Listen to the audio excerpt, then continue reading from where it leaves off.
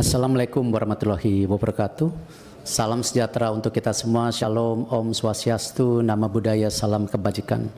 Tentu pimpinan Komisi 10 dan seluruh anggota wakil rakyat dari Komisi 10 yang hadir hari ini, saya mengucapkan apresiasi setinggi-tingginya. Tanpa dukungan Bapak Ibu tidak mungkin sepak bola Indonesia seperti hari ini.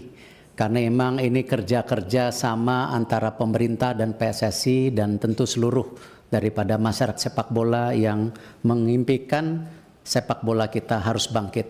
Memang sejalan dengan tentu blueprint yang sudah disampaikan pada saat itu ke FIFA, yaitu program Garuda Mendunia, bagaimana kita mentransformasi menuju era kejayaan sepak bola Indonesia.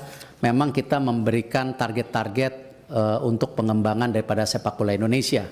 Seperti contoh, kita juga memaparkan kepada FIFA waktu itu bagaimana juga tidak hanya membangun yang putra tapi juga yang putri, di mana contoh target-targetnya untuk tim putri ini lolos FIFA U17 World Cup tahun 2030, 2031 lolos Olimpiade, 2032 lolos FIFA U20 dan juga lolos Piala Dunia Putri 235 tahun 2035. Untuk yang putranya seperti ada di data di atas, waktu itu 2031 lolos Piala Dunia, lalu 2033 lolos Piala Dunia U20, 2036 lolos Olimpiade, 2038 lolos Piala Dunia.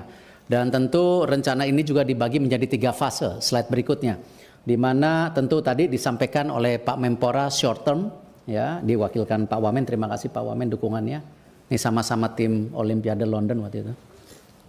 Di mana 2023-2028 waktu itu fase pengembangan, lalu juga midterm. Di situ ada tentu dalam kategori fase stabilitas, lalu juga masuk ke golden era di 2034-2045. Nah, memang ini semua karena momentum. Kita tidak pernah terpikir kita mendapatkan sejarah yang luar biasa. Waktu itu diawali dengan tim SEA Games kita yang sudah 32 tahun juara SEA Games.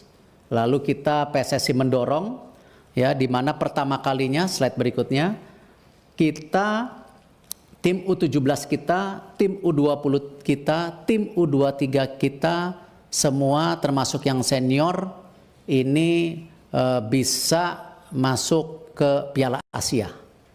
Ini pertama kali, tidak pernah dalam sejarah kita semua tim kita masuk. Sekarang yang putri pun sedang bertanding.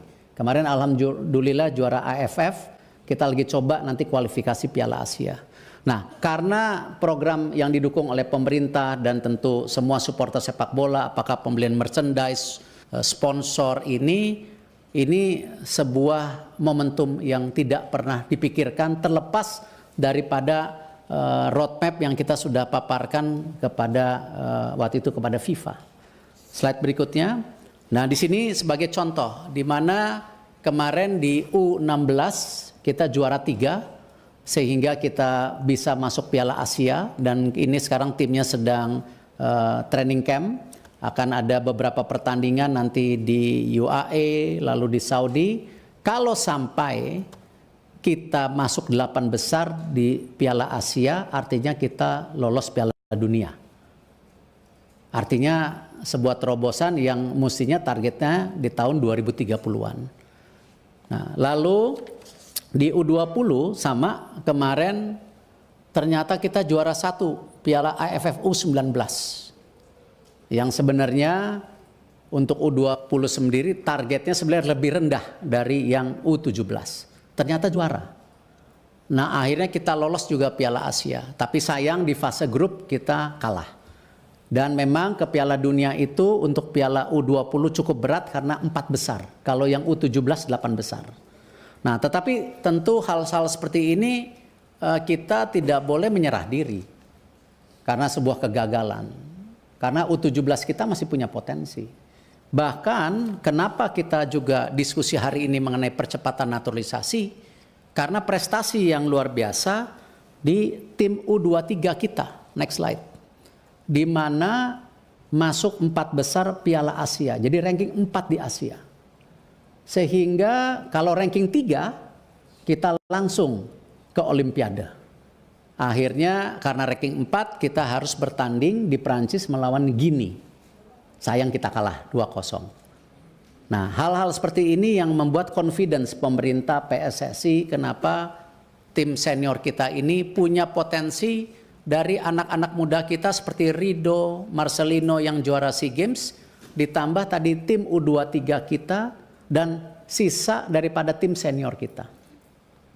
Nah, hal ini yang kalau dibilang kita sangat agresif, mohon maaf, tidak lain kita ingin supaya mimpi kita di Piala Dunia bisa tercapai.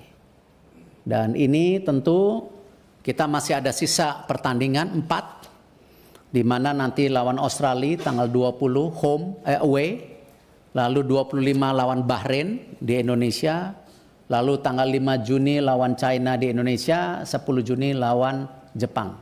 Kalau kita bisa mendapat 7-9 poin, bukan tidak mungkin kita bisa ranking 2. Ranking 2 artinya langsung lolos Piala Dunia. Tetapi kalau sampai pun kita ranking 3-4, kita masih diberi kesempatan untuk kualifikasi, ya, bergabung dengan 3 grup lainnya yang ranking 3-4 dibagi 2 grup. Nanti ranking satunya lolos Piala Dunia. Nah, ini yang akan dilakukan pada bulan Oktober-November tahun ini. Jadi hal seperti ini mohon maaf, kami dari PSSI tidak bermaksud